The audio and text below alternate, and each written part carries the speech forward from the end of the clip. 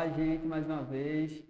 Vamos para mais uma aula para o oitavo ano, certo? A aula de hoje a gente vai falar um pouquinho sobre os conflitos que acontecem aqui na América Latina, tá? Vamos especificar um pouquinho sobre o que acontece em outros países da América, tá? Não vamos focar tanto no Brasil, tá? Vamos falar sobre Peru, Paraguai, Uruguai, mas a dinâmica da aula eu proponho que a gente faça de modo diferente hoje, tá? Então, eu vou falar para vocês sobre alguns acontecimentos, tá, de 2019, tá, alguns conflitos importantes que ocorreram no período de 2019 em alguns países da América Latina. Essa informação eu tirei através de um site chamado Gazeta do Povo, tá? O link e a descrição desse site está lá na plataforma AVA, você pode acompanhar toda a matéria na íntegra completa, tá? Sobre o que a gente vai falar hoje, e a gente vai citar alguns pontos importantes sobre essa matéria. Ok, oitavo ano. Peço que você preste bastante atenção, tá? Tem alguns recursos que você pode utilizar aí no YouTube, tá? De voltar o vídeo, deixar o vídeo mais lento. Você também pode assistir quantas vezes você puder e quiser essa aula, tá? Então é interessante que você utilize esses recursos digitais para maior aproveitamento da aula. Ok, vamos à aula. Acompanhe na tela, oitavo ano, por favor. Então, na tela você vê alguns conflitos sociais na América Latina, tá? A gente vai ver que a América Latina, a gente tem uma introduçãozinha, né, falando sobre esses conflitos, tá? Uma onda de manifestações no Chile, protestos com mortes no Equador. A gente vai ver disputa entre poderes no Peru, tá? Agravamento da crise econômica na Argentina, com a volta de peronistas, tá, ao poder. O surgimento das Farc, o ressurgimento das Farc na Colômbia. A gente vai ver o presidente que usa de artifícios para ficar forçado no poder. A gente vai ver também alguns ambientes aí em 2019, como por exemplo a Venezuela, com a maior crise migratória de toda a história, tá, do mundo inteiro. A gente vai ver que certamente 2019 ficará marcado com uma instabilidade na América do Sul. Olha para mim, oitavo ano, por favor. A gente vai ver que existiram, né, no período de 2019 muitos conflitos na América do Sul e alguns desses conflitos a gente vai especificar eles, tá, na aula de hoje. Acompanha na tela mais uma vez. Aí eu tracei para vocês, tá, um mapa dos conflitos que a gente vai observar. Então, vai desde a Venezuela, passando ali pela Colômbia, Equador, Peru, Bolívia, Chile, Argentina, até o Paraguai. Então, todos esses ambientes a gente vai entender que existiram conflitos diferentes, mas que todos envolvem aí questões políticas, todos envolvem aí questões de população, tá? De melhorias que a população de determinadas regiões aí estão buscando para si. Tá? Então, vamos entender que são conflitos diferentes, mas que têm aí a mesma finalidade, tá? Melhoria do seu território para o povo. Ok? Acompanhe na tela mais uma vez. Aí eu coloquei algumas propostas, né? O que está acontecendo na Argentina, tá? Vivendo uma profunda crise econômica que levou milhões à pobreza, a Argentina volta ao ressurgimento dos presidentes chamados de peronistas, tá? Atualmente, porém, a população ela tem vivido aí grande crise mundial. A gente vai entender que a Argentina ela foi uma das grandes pioneiras na América Latina. Olha para mim, gente. A gente vai fazer se a gente fosse fazer uma comparação de países em desenvolvimento, ou países desenvolvidos aqui na América do Sul, a gente ia falar que a Argentina ali está coladinho ali com o Brasil no processo de expansão, de crescimento, tá? Mas a Argentina ela adotou uma rotina política, tá? No último mandato do presidente, e agora ela ressurge com presidentes que apoiam a ideia de populismo, tá? Então, vamos ver que existe uma contradição e isso causa instabilidade no povo. As pessoas ficam diante de incertezas do que vai realmente ocorrer. Acompanha na tela mais uma vez. Então, diante disso, muitas revoltas e crises, tá, acontecem por conta de ressurgimento de poderes diferentes, ok? Acompanha na tela. A gente vai ver que existe aí mais de um terço da população vivendo abaixo da linha da pobreza, tá? A gente vai ver que o presidente Macri, tá, se vê obrigado aí a adotar políticas que ele criticava, políticas aí, por exemplo, de populismo que ele dizia que não ia fazer, e a população ela começa a se revoltar por conta desse ambiente da Argentina de não ter um presidente que aceite essas políticas, né? Então, políticas alimentares, tá? O presidente ele cria congelamentos de salários, ele cria também congelamentos de contas de telefone, eletricidade, para tentar agradar o povo e dessa forma o povo mantê-lo no poder. Olha para mim, gente. Então a gente vai ver que a Argentina ela cria esse ambiente, tá? E isso faz com que Macri ele seja obrigado a deixar o poder nessas eleições, dando espaço a outros presidentes, a outra ideia de mandato, tá? Os chamados aí peronistas, ok? Como eu falei para vocês, essa matéria lá está disponível na íntegra, lá na plataforma AVA, e é interessante que você leia o trecho da Argentina. Vamos dar sequência aqui, por favor. Há também, tá? Alguns conflitos em outros ambientes. Acompanha na tela. O que está acontecendo na Bolívia? O presidente Evo Morales, após uma manobra jurídica, disputou o 4º mandato das eleições, tá? No dia 20 de outubro, sob o protesto de boa parte da população, após ter sido declarado vencedor por uma eleição que muitos diziam ali que foi uma eleição fraudulenta. A população, né, que não apoia Evo Morales foi às ruas e fez pressão, o que fez com que o ex-presidente, né, se isolasse lá no México. Tá? O vácuo de poder deu margem para que a assessora, né, uma linha de sucessão, no caso da senadora ali, Jeanine Áñez, assumisse o poder e tentasse aí produzir novas eleições. Olha para mim, gente. Então a gente está vendo que na Bolívia acontece que o presidente ele cria um ambiente de fraude para se manter no poder. Isso dá margem que a sucessão ela seja mandada para a senadora e dessa forma crie novas possibilidades de eleições. Desse jeito também o presidente ele vai tentar se isolar lá no México para fugir aí de alguma represária com relação ao povo ou ao seu próprio país. Ok? Olha na tela mais uma vez. Dessa forma, a comunidade internacional recebeu com muito cuidado, né, as eleições que foram criadas extraordinariamente, ou seja, novas eleições foram disputadas nesse ambiente e a oposição voltou a acusar, né, o estado de fraude. Então falaram que ainda mesmo com a saída do ex-presidente Evo Morales, ainda continuou ainda uma eleição meio fraudulenta. E isso abriu novas investigações e também criou um cenário político diferenciado, um cenário político perigoso, né, para a Bolívia. Então a gente vai entender que existe aí, né, algumas contradições nesses ambientes políticos. Olha para mim, gente. Então se a gente for fazer uma comparação entre Argentina e Bolívia, nós vamos ver que eles estão caminhando na mesma direção, tá? Fraudes políticas, instabilidade com o povo, ideias de fraude surgindo nesses dois países. Então, a gente está vendo que a América Latina ela vem vivendo, a América do Sul, tá, como um todo, ela vem vivendo aí uma crise política, tá, e populacional. Tá? Então, vamos acompanhar mais o próximo slide. Acompanhe na tela, gente, por favor. O que está acontecendo no Chile? Tá? A gente vai ver que há indignação contra o aumento do preço da passagem de metrô, tá?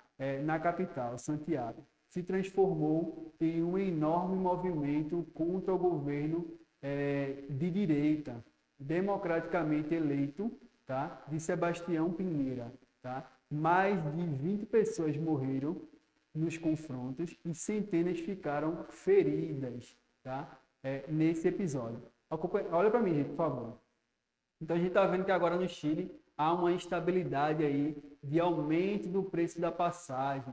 Muitas pessoas morreram, outras centenas ficaram feridas. Tudo isso porque houve aí, né, uma imposição do aumento da passagem no metrô. Isso aí não é diferente do que já aconteceu aqui no Brasil, né, gente? A gente briga aqui por conta de aumento de passagem, a gente briga por conta de outros ambientes aqui de greve. Mas a gente vai ver que a América Latina, tá? A América do Sul como um todo, ela também vai ter esse cenário de estabilidade. Vimos aí sobre a Argentina, vimos sobre a Bolívia, essa questão política, E vimos agora sobre o Chile, né?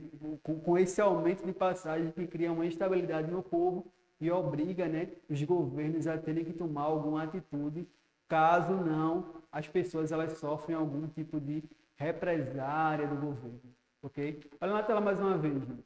É uma cena meio caótica, né, que acontece no Chile. A gota d'água foi quando aumentou aí cerca de 30 pesos, né, que é equivalente aí a 0,16 centavos na tarifa do metrô, o que provocou a ira de manifestantes sobre o que eles dizem ter uma deficiência nos serviços públicos, em níveis perigosos de desigualdade.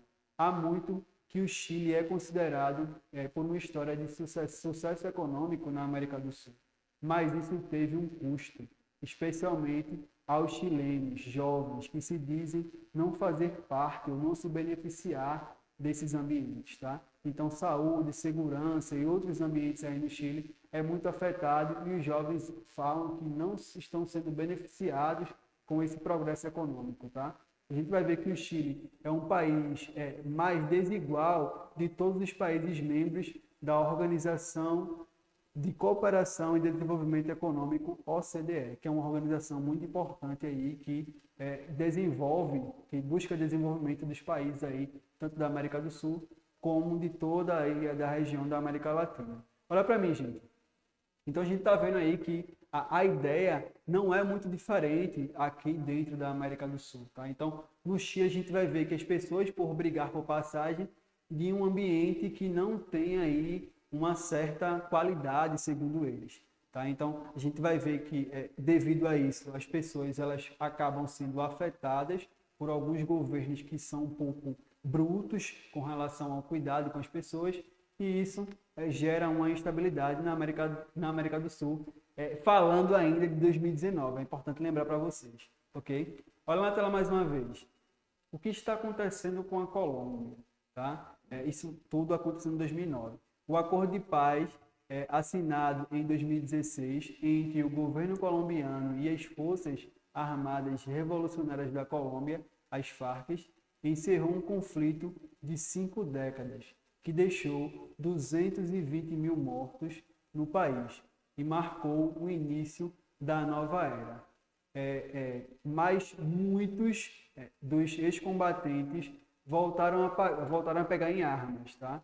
Um vídeo publicado no fim de agosto, ex-líderes das Farc declararam um novo capítulo, tá? Na luta armada contra o governo de Ivan Duque, tá? Que, segundo eles, traiu o acordo, anunciando que permitiria, né, que o grupo terrorista, se aliando, no caso, a um grupo terrorista chamado ELN. Olha para mim, gente. Então a gente vai ver que a gente vai entender também, tá, que na Colômbia existe, né, forças armadas. Imagina aí um exército revoltoso, tá, um exército paraestatal. Então, num ambiente que 2 exércitos degladiam mais de 220 mil mortos durante 5 décadas, ou seja, 50 anos de guerra na Colômbia. E essa guerra ela acaba em 2016 com um acordo entre o presidente, acordo que também dá ao presidente aí um prêmio muito importante, né, que é o Prêmio Nobel da Paz, mas que não se encerra por completamente, uma vez que o presidente, segundo as Farc, segundo alguns líderes das Farc, não honra o acordo que ele fez para encerrar essa guerra. Tá? Então, isso causa para o povo, né, prejuízos de mais mortes, tá? E também impede o desenvolvimento das pessoas. Acompanha na tela ainda, gente. Então a gente vê aí, né, a origem da crise, tá?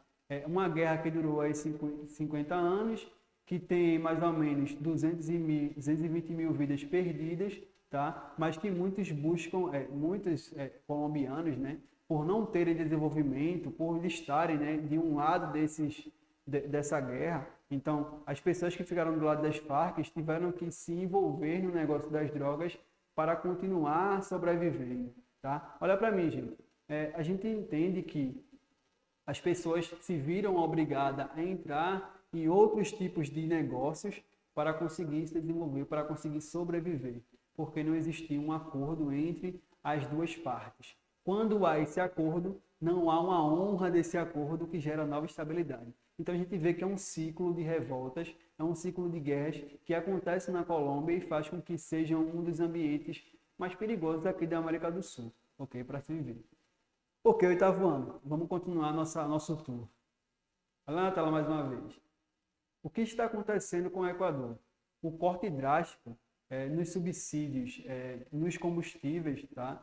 Causou uma onda de protestos no governo de Lenin Moreno. Tá? Então, a gente vai ver que a cena de guerra, né, numa das principais cidades, tá? Houve um confronto entre polícia, tá? Saques, vandalismo, 7 pessoas morreram, centenas ficaram feridas, tá? Mais de 1.000 foram presas. Tá? O pano de fundo de uma crise econômica que está obrigando o governo a reduzir gastos e cumprir acordos, a não cumprir acordos com o FMI e estruturar suas finanças internacionais. Olha para mim, gente. Então, o governo do Equador, ele se vê obrigado a ter que aumentar o combustível, tá? Que durante anos o combustível do Equador tem um determinado preço, então ele vai ter que aumentar para conseguir honrar o acordo com o Banco Internacional, onde eles pegaram empréstimo e agora tem que pagar. Então a gente vai ver que essa troca internacional gerou um aumento no custo de vida das pessoas, o que gera também uma maior estabilidade no ambiente do Equador. Está causando aí pessoas mortas, causando centenas de pessoas feridas e centenas de pessoas também que são presas por conta da luta por melhoria, por direitos alcançados. Tá? Então a gente vai ver que há também uma instabilidade no Equador. Acompanhe na tela mais uma vez, gente. Então acho que essa é uma das cenas mais chocantes assim, que eu consigo observar em 2019 acontecendo ali no Equador. Tá? Os grupos indígenas que lideram as manifestações, é interessante a gente observar que os indígenas no Equador eles têm muita força política. Tá? Já foram responsáveis por derrubar muitos governos que são chamados aí governos autoritários, né, no Equador, por conta desse movimento indígena. Então, ou seja, os indígenas eles têm muita força. Então, a gente, numa determinada parte da matéria, a gente vai entender que esse setor, esse ambiente aí que vocês estão vendo, esse cenário aí de guerra que vocês estão vendo, foi um cenário que ocorreu em 2019, tá? E isso por conta aí do aumento do preço dos combustíveis. Gente, olha para mim.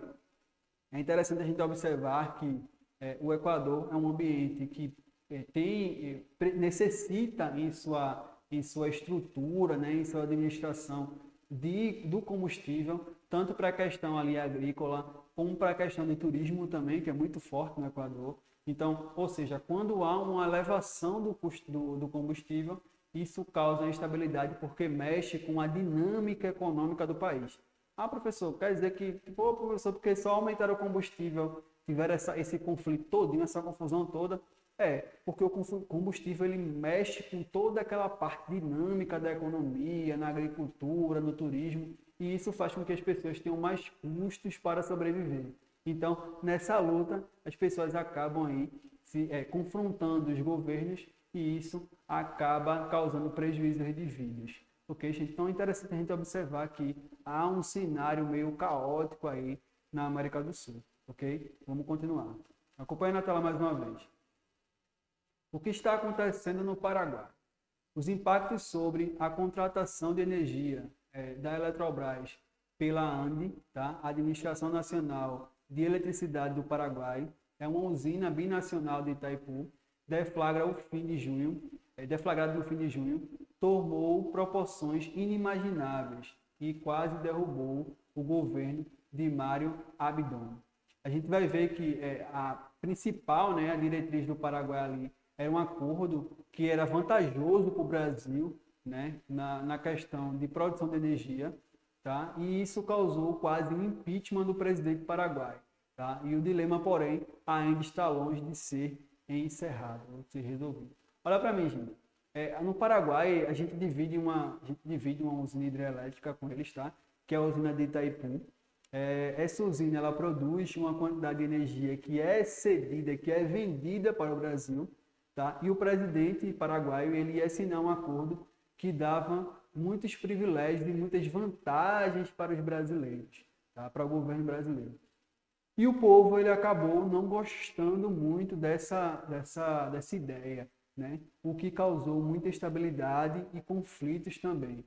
Quase aí que causava também o impeachment do presidente, ok? E aí teve que voltar atrás e reformular o acordo. E a gente está nesse embate aí de saber como é que vai resolver essa questão energética. A pessoa não entende não. Existe uma usina hidrelétrica, tá? Que parte dela está no Brasil e parte está no Paraguai, tá? E a produção de energia ela é vendida de modo vantajoso para o Brasil, tá? Que eles não, a parte eles usam pouca energia, então a parte que eles não usam eles acabam vendendo para a gente.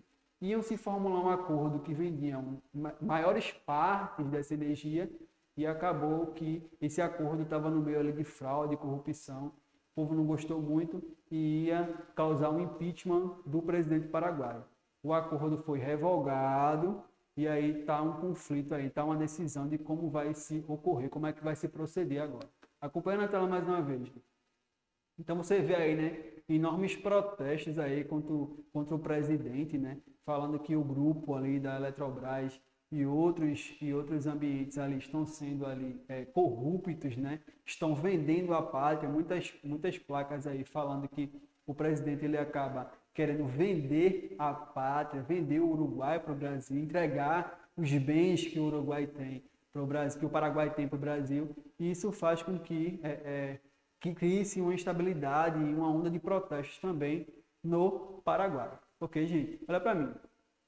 Então, a gente está observando que tudo que se gera com relação a conflito na América do Sul está relacionado a uma questão política, está relacionado a uma questão de luta e levante social. Ok? Olha na tela mais uma vez. A gente vai ver o que é que está acontecendo agora no Peru, tá? Frustrado com as suas tentativas de fazer reformas políticas a seguir, a agenda de anticorrupção do presidente, tá? Ela foi revogada, ou seja, esse presidente, ou no caso Martins Vieira, ele acaba dissolvendo o parlamento, tá? Ele acaba dissolvendo o parlamento para conseguir colocar o seu plano de governo em prática, porque, segundo ele, o Congresso ele vinha aí causando muita onda de corrupção. O Congresso do Peru ele estava envolvido com muitos acordos ali relacionados à Lava Jato, que é uma investigação que acontece aqui de corrupção no Brasil, tá? Então ele começa ali a colocar um fechamento do Congresso. Muitos manifestantes colocam ele como um ditador, porque uma atitude extrema de fechar um órgão que faz parte das decisões do governo é visto como um ditador. Então, isso também causa instabilidade. Porém, a gente vai ver que nesse ambiente aí há uma cena diferente. Então, oitavo ano, esse embate político que acontece ali no Peru por conta do fechamento do Congresso, tá? Causou aí, no caso, a popularidade do presidente, porque as pessoas veem o Congresso lá como um ambiente de corrupção, onde se precisa criar um novo Congresso e não totalmente fechado, ok? Acompanhe na tela, por favor.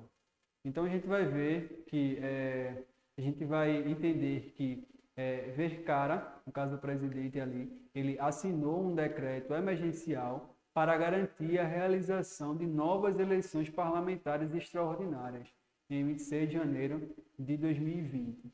Enquanto isso, o Congresso tentará buscar ali, né, uma revogação na justiça. Nessa disputa de poder, a população ela já tomou partido e está a apoio com o Vergara, no caso está a apoio com o presidente. A popularidade do presidente ela subiu de 47% para 82% em um mês, tá? A gente vai ver que isso aí disparando ali, né, após aí a dissolução, né, o fechamento do Congresso. Tá? Isso numa pesquisa que foi feita pela Datum Internacional. Olha para mim, gente. Essa Datum Internacional é um grupo de pesquisa ali que faz mapeamentos de área e aí começa a fazer uma pesquisa de contagem da população com relação à popularidade.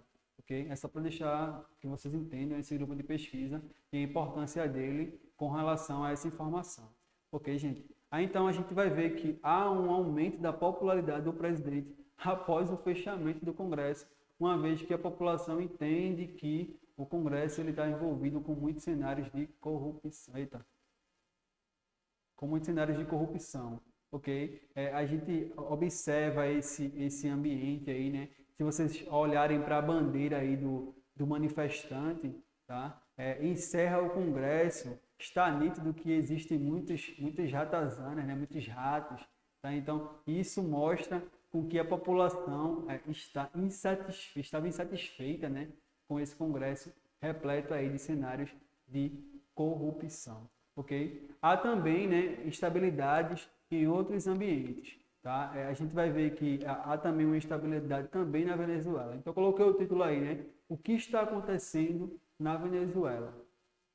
A crise na Venezuela é a mais dramática, tá? E continua sendo o maior problema da América do Sul, com milhões de pessoas fugindo da fome e da violência de um governo opressor. Então, você vê aí, né? Uma imagem meio caótica aí, né, de pessoas saindo da Venezuela.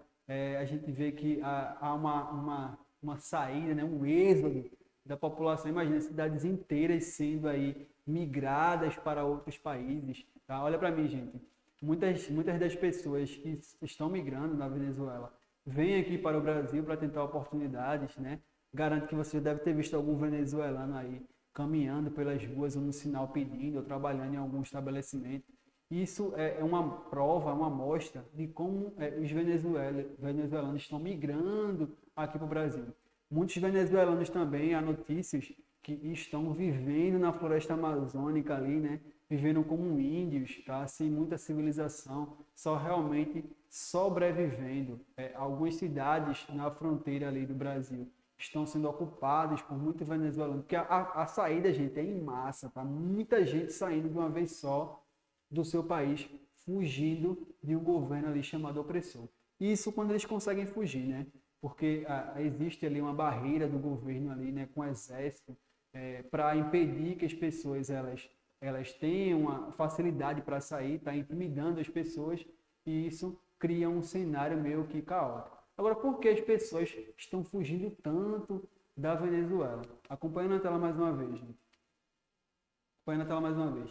Há aí também, né, a origem da crise, é a consequência da crise econômica, tá, humanitária e política que a Venezuela tem sofrido. São ambientes dramáticos, tá? A economia em queda livre, a escassez de alimentos, crise na saúde, 4 milhões de pessoas desnutridas, tá? A gente vê também cenas de pessoas que são presas políticas, né? Que fazem oposição ao governo e acabam sendo presas, deixando suas famílias ali sem a condição alimentar, tá? A Venezuela também abriga as maiores reservas de petróleo do mundo, tá? A gente vai ver também que nos últimos anos a má administração generalizada com o acúmulo de riquezas, né, com esses ambientes do petróleo, tá? Prejudicam o desenvolvimento do país, tá? E isso faz com que a Venezuela crie esse ambiente de caos político. Olha para mim, gente. A gente vai ver que a Venezuela ela vai ter aí grandes reservas de petróleo que pode aí melhorar, que pode modificar a vida de muitas pessoas, mas que essa melhoria, que essa quantidade de petróleo, eles precisam ser bem administrados. E com a má administração que ocorreu em governos anteriores, fez com que a população ela não tivesse um subsídio, não fosse abrigada, não fosse contemplada com essas reservas de petróleo. Isso criou um ambiente de pobreza, um ambiente de crise econômica, tá? Se a gente for observar todos esses ambientes que a gente observou aí na América Latina, né, se a gente for entender por todos esses países que a gente estudou, tá? A gente vai ver que a Venezuela é de longe o país com uma crise, tá, que é incalculável, tá, com muitas perdas, talvez o país com a maior perda na América Latina aí de 2018, mas falando aí de 2019, ok, gente? Então, todos esses ambientes são a prova de que a América Latina, a América do Sul, vem passando por muitas crises, tá? Como eu falei para vocês, existe uma referência dessa matéria que a gente está conversando. Acompanhe na tela, por favor. Você consegue observar essa referência no Gazeta do Povo, no site, tá? Esse link está disponível na plataforma Ava, no qual você pode acessar, tá? E você consegue ter a matéria na íntegra, como falamos no início do vídeo, tá? Olha para mim, oitavo ano. Quero agradecer a participação de todos na aula até o final, tá? Espero que tenha ajudado vocês na dinâmica aí de conhecimento, tá? Conto com a participação de vocês lá na plataforma e conto com a participação também de você que não é inscrito no canal, se inscrever no canal do Educa PE, deixar seu like no vídeo e até uma próxima, oitavo ano. Valeu!